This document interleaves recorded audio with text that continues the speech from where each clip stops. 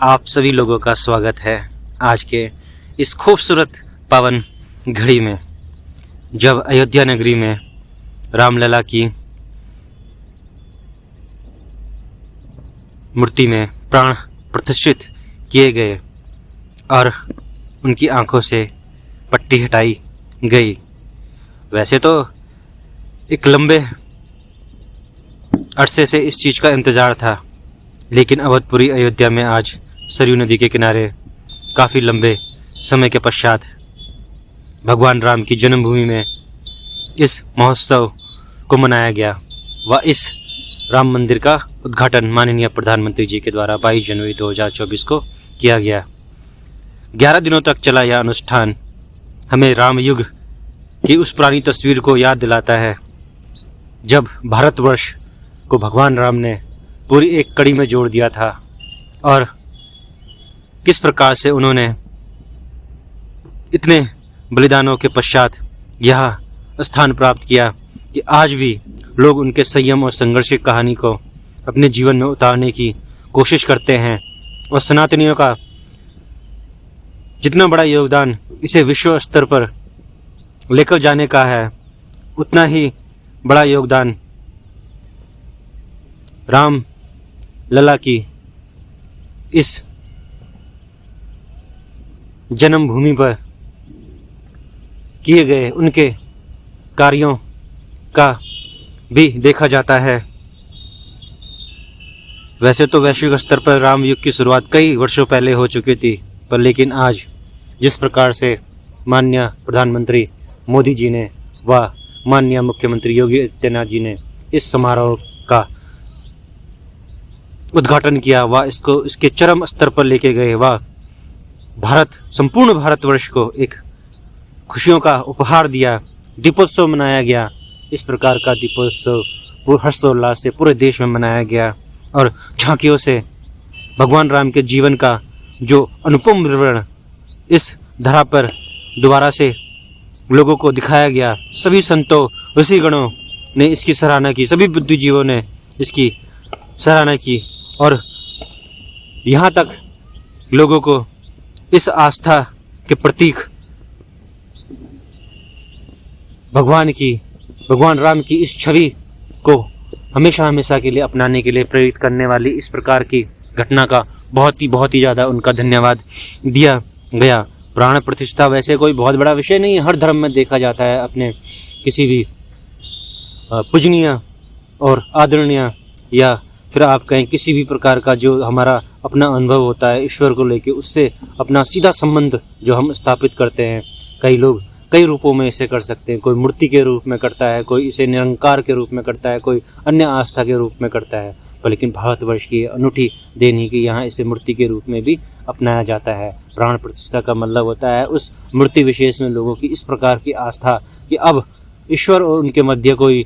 किसी भी प्रकार का अंधकार नहीं है और अब वह सीधा ईश्वर से अब डायरेक्ट जुड़ चुके हैं। उनके द्वारा जो प्रकाश फैलाया जा रहा है अब वह उस प्रकाश के नीचे है और किसी भी प्रकार का अंधकार अब उनके जीवन में नहीं रहा है और वो इस प्रकार से खुद को आगे बढ़ता हुआ देख रहे हैं।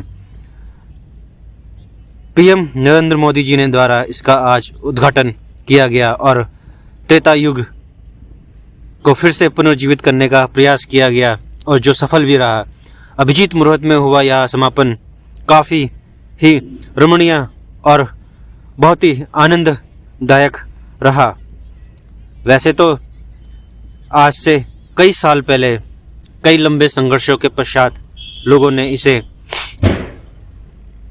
बहुत ही बड़ी उपलब्धि बताया, पर लेकिन भगवान राम के वैश्विक स्तर पर तो कई मंदिर हैं, पर लेकिन उनकी जन्मभूमि में इस प्रकार का इंतज़ार करना लोगों के लिए काफ़ी चिंताजनक था। लेकिन आज 2024 में 22 जनवरी को फिर से यह आनंद लोगों को प्राप्त हुआ और उनकी पावन भूमि, पावन जन्मभूमि, कर्म भूमि में उनके पावन मंदिर को फिर से पुनर्जीवित किया गया। इसका पूरा श्रेय हमारे देश की जनता के साथ साथ वहाँ की सरकार को और माननीय प्रधानमंत्री मोदी जी को भी जाता है।